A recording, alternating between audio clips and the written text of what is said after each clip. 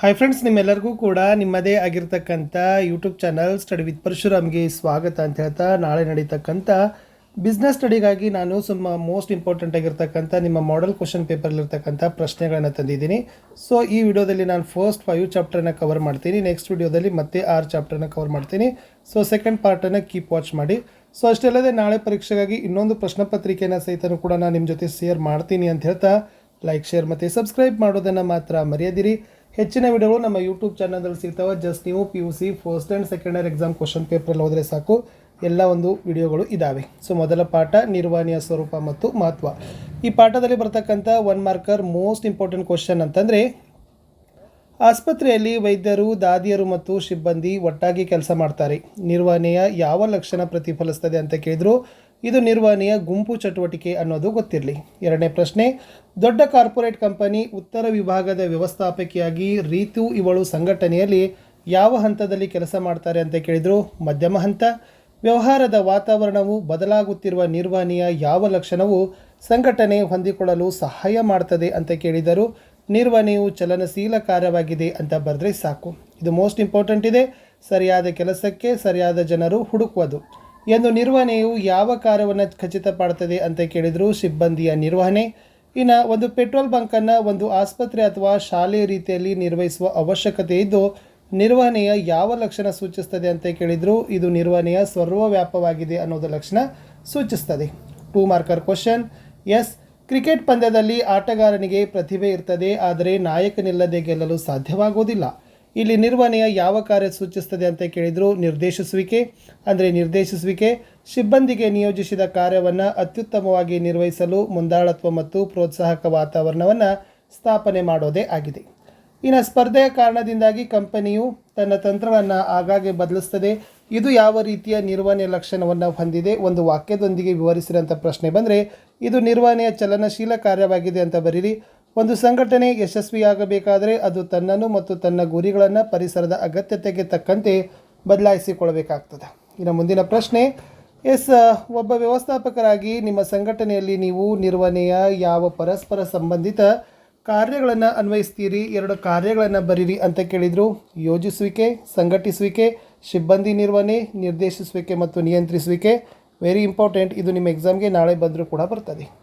ಇನ್ನು ನೋಡೋಣ 5 marker questions. S, ನಿರ್ವಹಣೆಯ ಯಾವ ಉದ್ದೇಶಗಳನ್ನು ಸಾಧಿಸಲು ಬಯಸ್ತದೆ ಅಂತ ಕೇಳಿದ್ರು. ಪಾಯಿಂಟ್ಸ್ಗಳನ್ನು ಬೈಪೆಟ್ ಮಾಡಿರಿ.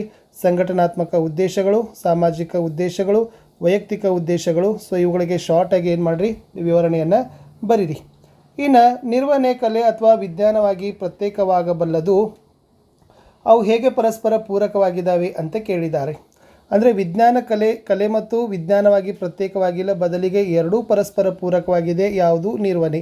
ಹೌದು ಅನ್ನೋಕ್ಕೆ ಈ ಒಂದು 3 ಪಾಯಿಂಟ್ ಬರ್ತದೆ. ಓಕೆನಾ? ನಿರ್ವಹಣೆ ಕಲೆ ಅಂತ ಹೇಳಲಿಕ್ಕೆ 3 ಪಾಯಿಂಟ್ ಬರೀರಿ. ಸೈದ್ಧಾಂತಿಕ ಜ್ಞಾನದ ಅಸ್ತಿತ್ವ, ವೈಯಕ್ತಿಕಗೊಳಿಸಿದ ಅನ್ವಯಿಸುವಿಕೆ, ಆಚರಣೆ ಮತ್ತು ಸೃಜನಶೀಲತೆಗಳ ಮೇಲೆ ಆಧಾರಿತ. ಇನ್ನು ನಿರ್ವಹಣೆ ಒಂದು ವಿಜ್ಞಾನ ಅನ್ನೋದಕ್ಕೆ 3 ಪಾಯಿಂಟ್ ಬರೀರಿ. ಕ್ರಮಬದ್ಧವಾದ ಜ್ಞಾನ, ಪ್ರಯೋಗ ಆಧಾರಿತ ತತ್ವ, ಸಾರ್ವತ್ರಿಕ ಸಿಂಧುತ್ವ ಅನ್ನೋದನ್ನು ಪಾಯಿಂಟ್ಸ್ ಹಾಕಿ ಎಕ್ಸ್ಪ್ಲನೇಷನನ್ನು ಮಾಡಿರಿ. ಇನ್ನು ಸಮನ್ವತೆಯ ಗುಣಲಕ್ಷಣಗಳು ಅಂತಲೂ ಕೂಡ ನಿಮಗೆ ಮೋಸ್ಟ್ ಇಂಪಾರ್ಟೆಂಟಾಗಿ ಕೇಳ್ತಾರೆ. ಸೊ ಇಲ್ಲಿ ಒಂದು 6 ಇದ್ದಾವೆ. ಸೊ ಚೆನ್ನಾಗಿ ಅದನ್ನು ನೀವು ಬಹೆಟ್ ಮಾಡಿ ಇದನ್ನು ಎಕ್ಸ್ಪ್ಲನೇಷನ್ ಮಾಡೋದನ್ನು ಕಲಿರಿ. ಸಮನ್ವತೆ ಗುಂಪು ಪರಿಶ್ರಮವನ್ನು ಸಂಯೋಜನೆ ಮಾಡ್ತದೆ. ಇದು ಕ್ರಿಯೆಯ ಏಕತೆಯನ್ನು ಖಚಿತ ಮಾಡ್ತದೆ. ಇದು ಒಂದು ನಿರಂತರ ಪ್ರಕ್ರಿಯೆ. ಇದು ಸರ್ವವ್ಯಾಪಕ. ಎಲ್ಲ ವ್ಯವಸ್ಥಾಪಕರ ಜವಾಬ್ದಾರಿ. ಉದ್ದೇಶಪೂರ್ವಕ ಅಂತ ಬರೆದ್ರೆ ಸಾಕು. ಇನ್ನು ನಿರ್ವಹಣೆ ನಿರಂತರ ಪರಸ್ಪರ ಸಂಬಂಧಿತ ಸರಣಿ ಅಂತ ಕೇಳ್ತಾರೆ. ಇಲ್ಲಿ ನಿರ್ವಹಣೆಯ ಕಾರ್ಯಗಳನ್ನು ಬರೀಬೇಕು. ಸೊ ಅದು ಯೋಜಿಸುವಿಕೆ ಆಗಿರ್ಬೋದು, ಸಂಘಟಿಸುವಿಕೆ ಆಗಿರ್ಬೋದು, ಸಿಬ್ಬಂದಿ ನಿರ್ವಹಣೆ, ನಿರ್ದೇಶಿಸುವಿಕೆ ಮತ್ತು ನಿಯಂತ್ರಣ ಅಂತ ಬರೀರಿ. ಇನ್ನು ನಿರ್ವಹಣೆಯ 3 ಹಂತದ ಚಟುವಟಿಕೆಯಾಗಿದೆ ಅನ್ನೋದನ್ನು ತೋರಿಸೋ ಚಿತ್ರ ಬರೀರಿ ಅಂತ ಕೇಳಿದರು. ಇದನ್ನು ಚೆನ್ನಾಗಿ ಪ್ರಿಪೇರ್ ಮಾಡಿಕೊಡ್ರಿ. ಉನ್ನತ ನಿರ್ವಹಣೆ, ಮಧ್ಯಮ ನಿರ್ವಹಣೆ, ಮೇಲ್ವಿಚಾರಣಾ ನಿರ್ವಹಣೆ ಅಂತ ಬರೋದು. ಸೊ ಅದನ್ನು ಎಕ್ಸ್ಪ್ಲನೇಷನ್ ಮಾಡಿದ್ರು ಸಾಕು.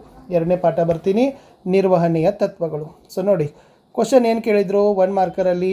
ಸಂಬಂಧಪಟ್ಟ ಕಾರ್ಮಿಕರಿಂದ ಕಾರ್ಯನಿರ್ವಹಿಸಲು ಅವನು ಯಂತ್ರಗಳು, ಸಲಕರಣೆಗಳು ಮತ್ತು ಸಾಧನಗಳು ಇತ್ಯಾದಿಗಳನ್ನು ಸಿದ್ಧವಾಗಿರಿಸ್ತಾನೆ. ಕಾರ್ಯಾತ್ಮಕ ಮೇಲ್ವಿಚಾರಣೆಯಲ್ಲಿ ಈ ವಾಕ್ಯದಲ್ಲಿ ಯಾರ ಕೆಲಸ ವಿವರಿಸ್ತದೆ ಅಂತ ಕೇಳಿದರು. Gang boss is the right answer. ಮುಂದೆ, ಒಂದು ಕಾರ್ಯ ಮಾಡಲು ಒಂದು ಉನ್ನತ ಮಾರ್ಗವನ್ನು ನಿರ್ವಹಣೆ ಕಂಡುಹಿಡಿಬೇಕು. ಈ ವಾಕ್ಯದಲ್ಲಿ ವೈಜ್ಞಾನಿಕ ನಿರ್ವಹಣೆ ಯಾವ ತಂತ್ರವನ್ನು ವ್ಯಾಖ್ಯಾನಿಸಿದ್ದಾರೆ. ವಿಧಾನ ಅಧ್ಯಯನ. ಒಂದು ಕಾಲೇಜಿನ ವಾಣಿಜ್ಯ ವಿಭಾಗದ ಎಲ್ಲ ಉಪನ್ಯಾಸಕರು ಬೋಧನೆಗಾಗಿ ತಮ್ಮ ವಿಭಾಗದ ಒಬ್ಬ ಮುಖ್ಯಸ್ಥರಿಂದ ಏಕೀಕೃತ ಕ್ರಿಯಾಯೋಜನೆ ಹೊಂದಿದ್ದಾರೆ. ಇಲ್ಲಿ ನಿರ್ವಹಣೆಯ ಯಾವ ತತ್ವ ಅನುಸರಿಸ್ತದೆ? ಏಕರೂಪ ನಿರ್ದೇಶನ. ಇನ್ನು 1 ಮಾರ್ಕಲ್ಲಿ ಕೇಳಿದ್ದಾರೆ ನೋಡಿ, ಪ್ರತಿಯೊಂದು ಡೆಫಿನೇಷನ್ಸ್ ಇದ್ದಾವೆ. ಸೊ ಪ್ರತಿಯೊಂದು ಡೆಫಿನೇಷನ್ ಇದು ಸಮತೆ ಮತ್ತು ನ್ಯಾಯ, ಚಲನೆ ಮತ್ತು ಅಧ್ಯಯನ, ಏಕರೂಪ ಆಜ್ಞಾ ತತ್ವ, ಸಂಭಾವನೆ ತತ್ವವನ್ನು ನೋಡ್ಕೊಂಡು ಹೋಗಿ. ಇನ್ನು 2 ಅಂಕದಲ್ಲಿ ಅದರದೇ ಆಗಿರ್ತಕ್ಕಂಥ ಡೆಫಿನೇಷನನ್ನೇ ಕೇಳಿದ್ದಾರೆ. ಸೊ ಇದು ಆಯಾಸ ಅಧ್ಯಯನದ ಒಂದು ಡೆಫಿನೇಷನ್ ಇತ್ತು, ಇದು ಶ್ರಮ ವಿಭಜನೆ ತತ್ವದ ಡೆಫಿನೇಷನ್, ಇದು ನ್ಯಾಯ ಸಮತೆಯ ಡೆಫಿನೇಷನ್. ಇವುಗಳನ್ನು ನೀವು ಬಹೆಟ್ ಮಾಡಲೇಬೇಕು ಫ್ರೆಂಡ್ಸ್. ಇನ್ನು ನಮ್ಮ ಮೋಸ್ಟ್ ನೋಡೋಣ 4 ಮಾರ್ಕರ್ ಕ್ವಶನ್. ಪ್ರತಿ ಸರಿ ಬರ್ತದೆ ಹೆನ್ರಿ ಫಯಾಲ್ ರವರ 8 ತತ್ವಗಳು ಅಂತ ಕೇಳ್ತಾರೆ. ಇಲ್ಲಿ 14 ತತ್ವಗಳಿದ್ದಾವೆ. ಚೆನ್ನಾಗಿ ನೀವು 8 ತತ್ವಗಳನ್ನು ಬರೆದ್ರೂ ಕೂಡ ನಿಮಗೆ 4ಕ್ಕೆ 4 ಮಾರ್ಕ್ಸ್ ಕೊಡ್ತಾರೆ. ವಿವರಣೆ ಮಾಡೋ ಅವಶ್ಯಕತೆ ಇಲ್ಲ. ಇನ್ನು 3ನೇ ಪಾಠಕ್ಕೆ ಬರ್ತೀನಿ, ವ್ಯವಹಾರ ಪರಿಸರ ಅಂತಕ್ಕಂಥ ಪಾಠ. ಸೊ ಇಲ್ಲಿನೂ ಕೂಡ 1 ಮಾರ್ಕರ್ ಕ್ವಶನ್ಸ್ಗಳನ್ನ ಆರ್ಥಿಕ ಆಯಾಮ ಅಂತ ಇದೆ, ಕಾನೂನಾತ್ಮಕ ಆಯಾಮಕ್ಕೆ ಸಂಬಂಧಪಟ್ಟಂತೆ ಉದಾರೀಕರಣ, ತಾಂತ್ರಿಕ, ಕಾನೂನಾತ್ಮಕ ಅಂತಕ್ಕಂಥದ್ದು ಇತ್ತು. ಇನ್ನು 4 ಮಾರ್ಕರಲ್ಲಿ ನಿಮ್ಗೆ ಯಾವ್ದು ಪ್ರಶ್ನೆ ಬರ್ತದಪ್ಪ ಅಂದ್ರೆ, ವ್ಯವಸ್ಥಾಪಕರಿಗೆ ವ್ಯವಹಾರ ಪರಿಸರದ ಅರ್ಥ ಮಾಡಿಕೊಳ್ಳುವಿಕೆ ಹೇಗೆ ಪ್ರಾಮುಖ್ಯವಾಗಿದೆ ಅಂತ ಕೇಳಿದರೆ 4 ಪಾಯಿಂಟ್ ಇದ್ದಾವೆ. ಅದನ್ನು ಬರೆದು ಎಕ್ಸ್ಪ್ಲನೇಷನ್ ಮಾಡಿರಿ. ಇದು ಸಂಸ್ಥೆಗೆ ಅವಕಾಶ ಗುರುತಿಸಲು ಪ್ರಾರಂಭಿಕ ಅನುಕೂಲತೆಗಳನ್ನು ಪಡೆಯಲು ಸಹಾಯ, ಇದು ಸಂಸ್ಥೆಗೆ ಅಪಾಯ ಮತ್ತು ಎಚ್ಚರಿಕೆ ಸೂಚನೆಯನ್ನು ಗುರುತಿಸಲು ಸಹಾಯ, ಇದು ಉಪಯುಕ್ತ ಸಂಪನ್ಮೂಲಗಳನ್ನು ಹೊಂದಲು ಸಹಾಯ, ಇದು ಕ್ಷಿಪ್ರ ಬದಲಾವಣೆಗಳನ್ನು ಸಮರ್ಥವಾಗಿ ನಿರ್ವಹಿಸಲು ಸಹಾಯ ಅಂತ ಬರೆದ್ರೆ ಸಾಕು. ಇನ್ನು ಒಂದು ವ್ಯವಹಾರ ಸಂಸ್ಥೆಯ ಸಾಧನೆ ಮೇಲೆ ಪ್ರಭಾವ ಬೀರುವ ಅಂಶಗಳ ಚಿತ್ರ ಕೇಳಿದ್ದಾರೆ. ಸೊ ಈತನಾಗಿರ್ತಕ್ಕಂಥ ಚಿತ್ರ ಕಲ್ಕೊಡ್ರಿ. ಅದು ವ್ಯಾವಹಾರಿಕ ಪರಿಸರ ಅಂತ ಬರಲಿ, ಸಾಮಾಜಿಕ, ತಾಂತ್ರಿಕ, ರಾಜಕೀಯ, ಕಾನೂನಾತ್ಮಕ, ಆರ್ಥಿಕ ಅಂತ ಚಿತ್ರ ತೆಗೆದ್ರೆ ಸಾಕು. ಇನ್ನು ವ್ಯವಹಾರ ಪರಿಸರದ ಆಯಾಮಗಳನ್ನು ಅಂತ ಕೇಳಿದ್ದಾರೆ. ಇದು ಮೋಸ್ಟ್ ಇಂಪಾರ್ಟೆಂಟ್ ಇದೆ. ಸೊ ಸುಮಾರಾಗಿರ್ತಕ್ಕಂಥ ಅಂಶಗಳನ್ನು ಕೊಟ್ಟಿದ್ದರು. ಸೊ ಆರ್ಥಿಕ ಇದೆ, ಸಾಮಾಜಿಕ, ತಾಂತ್ರಿಕ, ಕಾನೂನಾತ್ಮಕ, ಸಾಮಾಜಿಕ. ಸೊ ಅದನ್ನು ನೀವು ಏನು ಮಾಡ್ಬೋದಪ್ಪ ಅಂತಂದರೆ ಅವ್ರು ಕೊಟ್ಟಿದ್ದಾರೆ, ಅದು ಯಾವುದು ಅಂತ ನಿಮ್ಗೆ ಏನು ಮಾಡಬೇಕಾಗಿತ್ತು ಗುರುತಿಸಿ ಬರೆದ್ರೆ ಸಾಕು. ಇನ್ನು ಗೃಹ ಸಾಲಗಳಿಗೆ ಸಂಬಂಧಪಟ್ಟಂತೆಯೂ ಕೂಡ ನಿಮಗೆ ಪ್ರಶ್ನೆಗಳನ್ನೇ ಕೊಟ್ಟಿದ್ದರು. ಸೊ ಅದು ಕೂಡ ಟಿಪ್ಪಣಿ ರೂಪದ ಪ್ರಶ್ನೆಯೇ ಇದೆ. ಇನ್ನು ನೆಕ್ಸ್ಟ್ ಬರ್ತೀನಿ ಫ್ರೆಂಡ್ಸ್, ಯೋಜಿಸುವಿಕೆ ಪಾಠದಲ್ಲಿ ಇಂಪಾರ್ಟೆಂಟ್ ಆಗಿರ್ತಕ್ಕಂಥದ್ದು. ಸೊ ನೋಡಿ, ಕಚೇರಿಯಲ್ಲಿ ಧೂಮಪಾನ ಮಾಡಬಾರದು, ಇದು ಯಾವ ವಿಧದ ಯೋಜನೆ?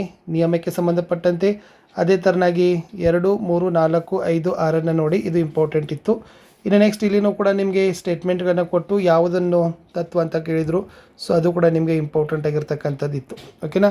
ಇನ್ನು ಲಾಂಗ್ ಕ್ವಶನ್ ಆನ್ಸರ್ಸ್ಗಳಿಗೆ ಸಂಬಂಧಪಟ್ಟಂತೆ ನೋಡೋದಾದರೆ, ಎಸ್, ಒಂದು ಉದ್ಯಮದ ವ್ಯವಸ್ಥಾಪಕರಾಗಿ ಯೋಜನೆಯನ್ನು ಕಾರ್ಯಗತ ಮಾಡಬೇಕಾದರೆ ಮೊದಲು ಯೋಜನಾ ಪ್ರಕ್ರಿಯೆ ಹಂತಗಳನ್ನು ಅನುಸರಿಸುತ್ತಿರಿಕೆಯಿದ್ರು. ಇಷ್ಟು ಯೋಜನಾ ವಿಧಾನದ ಹಂತಗಳು. ಇದು ಫಿಕ್ಸ್ ಆಗಿರ್ತಕ್ಕಂಥ ಪ್ರಶ್ನೆ.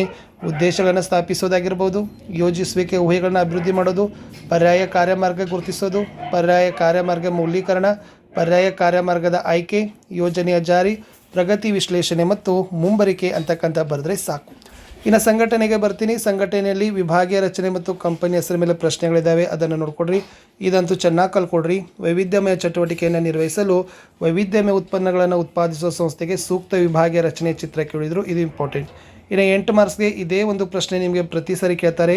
ಅದು ವ್ಯವಹಾರ ಸಂಸ್ಥೆ ಯಶಸ್ವಿಯಾಗಿ ಗುರಿ ಸಾಧಿಸಲು ಸಂಘಟಿಸುವಿಕೆ ಪ್ರಮುಖ ಪಾತ್ರ ವಹಿಸ್ತದೆ ಅಂತ ಕೇಳಿದರು. ಇದು ಸಂಘಟಿಸುವಿಕೆಯ ಪ್ರಾಮುಖ್ಯತೆ ಇದೆ. ಸೊ ಇಲ್ಲಿ 7 ಪಾಯಿಂಟ್ಸ್ ಇದ್ದಾವೆ. 7 ಪಾಯಿಂಟ್ಸನ್ನು ಬರೆದು ನೀವು ಎಕ್ಸ್ಪ್ಲನೇಷನನ್ನು ಮಾಡಬೇಕಾಗ್ತದೆ, ಆವಾಗ 8 ಮಾರ್ಕ್ಸ್ ಕೊಡ್ತಾರೆ. ಇನ್ನು ಪರಿಣಾಮಕಾರಿ ಸಂಘಟನೆಗೆ ಪ್ರತಿ ನಿಯೋಜನೆ ಅವಶ್ಯಕ ಅಂತ ಕೇಳಿದರು. ಇಲ್ಲಿನೂ ಕೂಡ 7 ಪಾಯಿಂಟ್ಸ್ ಇದ್ದಾವೆ. ಪ್ರತಿ ನಿಯೋಜನೆಯ ಪ್ರಾಮುಖ್ಯತೆ 2ರಲ್ಲಿ 1 ಅಂತೂ ಫಿಕ್ಸ್ ಆಗಿ ಬರ್ತದೆ. ನಾಳೆ ಎಕ್ಸಾಮ್ಗೆ ಚೆನ್ನಾಗಿ ಕಲ್ಕೊಂಡೋಗಿ. ಅದು ಪರಿಣಾಮಕಾರಿ ನಿರ್ವಹಣೆ, ಉದ್ಯೋಗಿ ಅಭಿವೃದ್ಧಿ, ನೌಕರರ ಪ್ರೇರೇಪಣೆ, ಬೆಳವಣಿಗೆ ಸುಗಮ, ತ್ವರಿತ ನಿರ್ಧಾರ, ನಿರ್ವಹಣಾ ವರ್ಗ ಶ್ರೇಣಿಗಾಧಾರ, ಉತ್ತಮ ಸಮನ್ವಯತೆ. ಇಷ್ಟು ಬರೆದ್ರೆ ಈ ಒಂದು ಪಾಠ ಕಂಪ್ಲೀಟ್ ಆಗಾಗ್ತದೆ. ನೆಕ್ಸ್ಟ್ ಪಾರ್ಟನ್ನು ವೇಟ್ ಮಾಡಿ. ಬಾಯ್.